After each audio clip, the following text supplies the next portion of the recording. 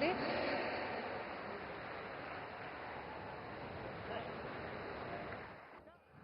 वंदे नूतन भारत, विकसित भारत, सशक्त भारत और सुरक्षित भारत, आत्मनिर्भर भारत के निर्माता ऐसे माननीय प्रधानमंत्री जी का बहुत बहुत स्वागत, वंदन, अभिनंदन, नमस्कार। विकसित भारतना स्वप्न અને અમૃતકાળના સંકલ્પને સાર્થક કરતા વડાપ્રધાન શ્રી નરેન્દ્રભાઈ મોદીના હસ્તે કેન્દ્ર અને રાજ્ય સરકારના કુલ રૂપિયા 24,000 કરોડથી વધુના વિકાસ પ્રકલ્પોના લોકાર્પણ અને ખાતમુહૂર્ત समारोहમાં माननीय मंत्री श्री अश्विनी वैष्णव जी का मंच पर आसीन जी से अनुरोध कि आप माननीय प्रधानमंत्री जी को शॉल भेंट कर स्वागत करें।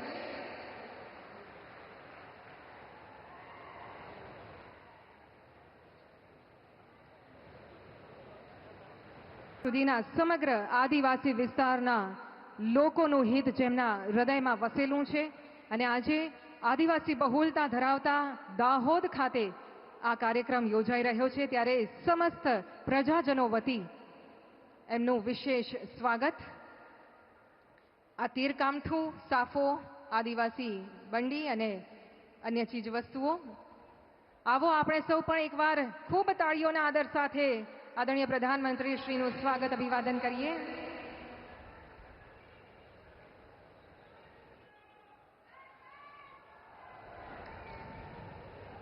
અને હવે મંચ પર આમંત્રિત કરીએ છીએ દાહોદ જિલ્લા પંચાયત અને સંગઠનના આગેવાનશ્રીઓને।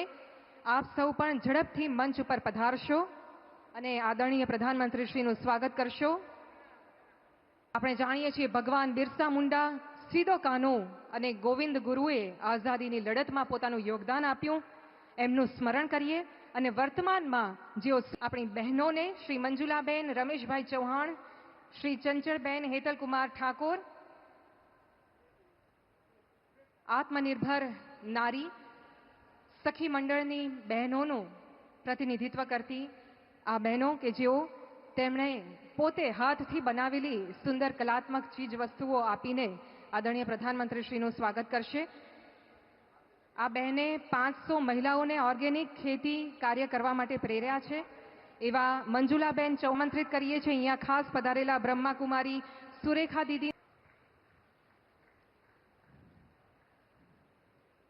शर्मिष्ठाबेन अनेक बहनोने रोजगारी सर्जन माटे सतत प्रेरी रही छे અને ખાસ ઓપરેશન સિંદૂર પછી જ્યારે આદરણીય પ્રધાનમંત્રી શ્રી અત્રે પધાર્યા છે ત્યારે વિશેષ આશીર્વાદ આપવા પધાર્યા છે। બ્રહ્માકુમારી અને સખી મંડળની બહેનોએ પોતે હાથે બનાવેલી આ સુંદર લીપણ આર્ટવર્કની ફોટો ફ્રેમ અને વાંસમાંથી બનાવેલું કલાત્મક આ નમૂનો કે જે પણ આજે આદરણીય પ્રધાનમંત્રીશ્રીને અર્પણ થઈ રહ્યો છે। ગામડાની બહેનોને આત્મનિર્ભર બનાવતા સખી મંડળો કે જેઓ રોજગારીનું સર્જન કરી રહ્યા છે અને ગ્રામોત્થાન માટે, નારી સશક્તિકરણ માટે પ્રયત્ન કરી રહ્યા છે। ધન્યવાદ।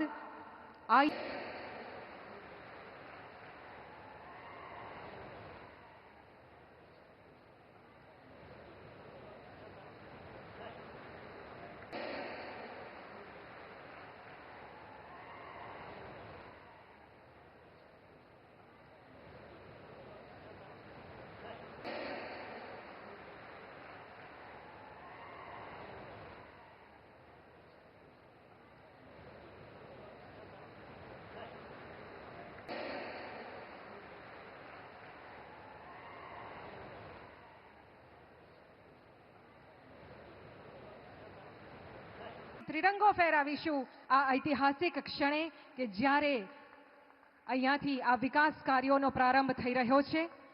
વેરાવળ અમદાવાદ વંદે ભારત ટ્રેન દ્વારા પવિત્ર સોમનાથ મંદિરે આવતા દર્શનાર્થીઓનો સમય અને શક્તિ બચશે, સુવિધામાં વધારો થશે, તો સાથે જ દાહોદ વલસાડ એક્સપ્રેસ ટ્રેન આદિવાસી બહુલતા ધરાવતા ક્ષેત્રો અને દક્ષિણ ગુજરાતના ઔદ્યોગિક ક્ષેત્રોને જોડશે, જેથી આર્થિક પ્રગતિના માર્ગ પણ મોકળા થશે। સ્ક્રીન્સ ઉપર આપણે જોઈ રહ્યા છીએ આ દ્રશ્યો જ્યાં અમદાવાદ વેરાવળ વંદે ભારત એક્સપ્રેસ ટ્રેનનું પ્રસ્થાન થઈ ચૂક્યું છે। આદરણીય પ્રધાનમંત્રી શ્રી લીલી ઝંડી બતાવીને